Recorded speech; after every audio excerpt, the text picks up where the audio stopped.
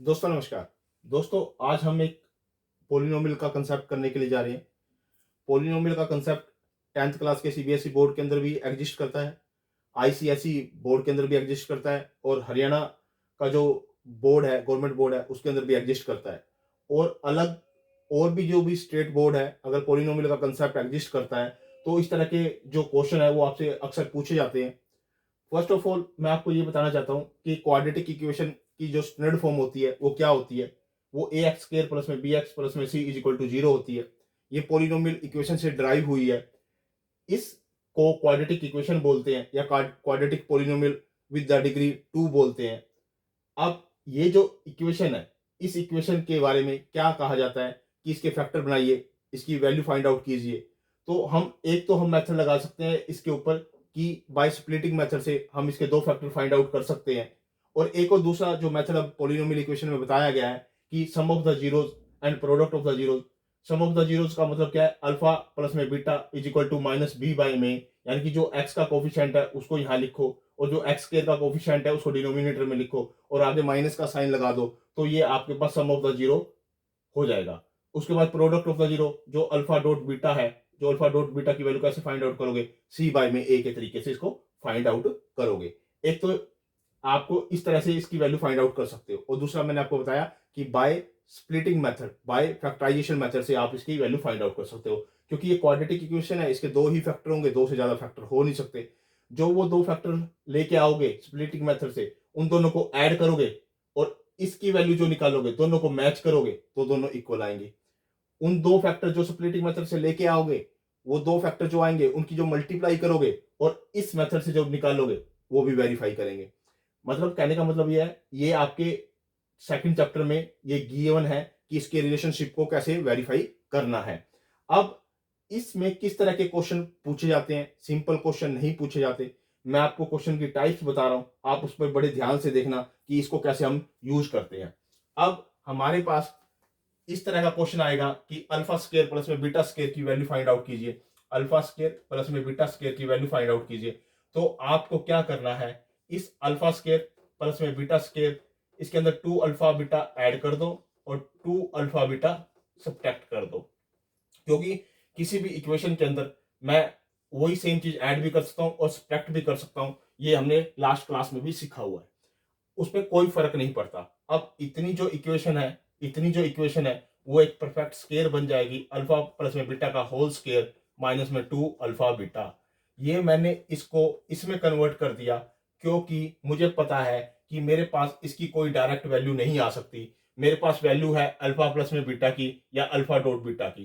तो मुझे इस इक्वेशन को ऐसी इक्वेशन में कन्वर्ट करना पड़ेगा जहां पर अल्फा प्लस में बीटा हो और या अल्फा डॉट बीटा हो।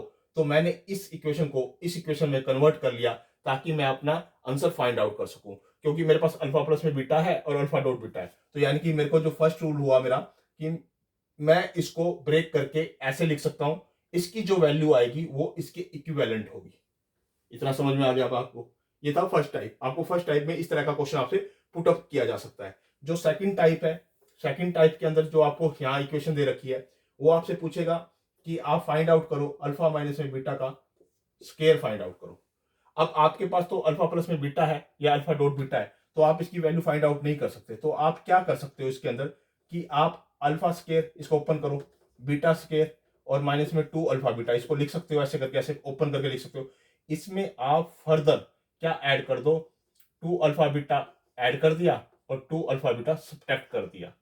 तो आप देखिए कि इन तीन चीजों से, एक ये और एक दो, ये फर्स्ट, ये सेकंड और ये थर्ड, इन तीनों को एक साथ लिखने से ये परफेक्ट स्केयर बनता है। ये परफेक्ट स्केयर कैसा बनता है, ए अल्फा प्लस में बीटा और यानी कि अल्फा प्लस में बीटा का होल स्केयर।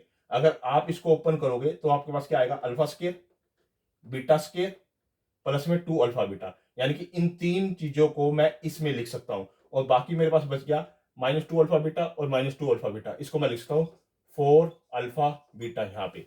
यानी कि इस इक्वेशन को मैं इसके इक्विवेलेंट लिख सकता हूं। क्योंकि मेरे पास अल्फा माइनस बीटा की वैल्यू नहीं होती, तो मुझे इसको ऐसी इक्वेशन के अंदर कन्वर्ट करना पड़ता है जहां पे अल्फा बीटा हो प्लस में, यानी कि अल्फा प्लस में बीटा हो और अल्फा डॉट बीटा हो।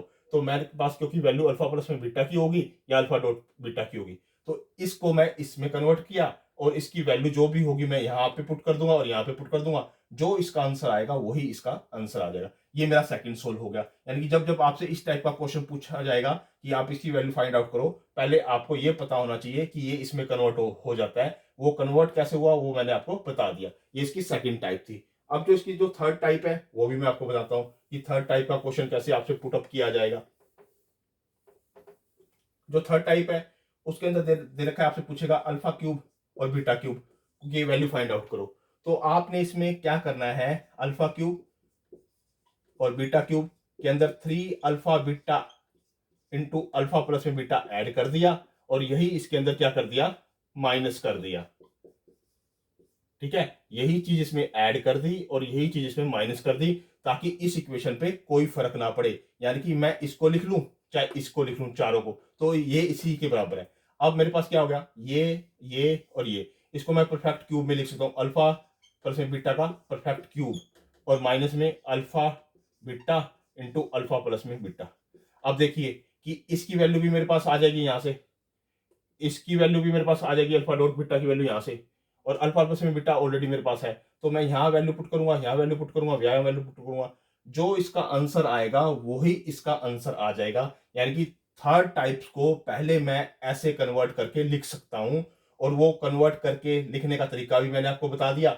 आप इसको फॉर एवर याद कर सकते हो कि आपको रट्टा लगाने की जरूरत नहीं है, क्रैम करने की जरूरत नहीं है। आप केवल ये समझो कि इसको हमने ऐसा क्यों लिखा, क्योंकि हमने ऐसा इसलिए लिखा क्योंकि हमारे पास जो अल्फा प्लस में बीटा की वैल्यू है वो भी आ जाएगी, अल्फा डॉट बीटा की वैल्यू वो भी आ जाएगी और अल्फा प्लस बीटा की वैल्यू वो भी आ जाएगी। यानी कि मेरा तीसरी भी प्रॉपर्टी सोल्व होगी।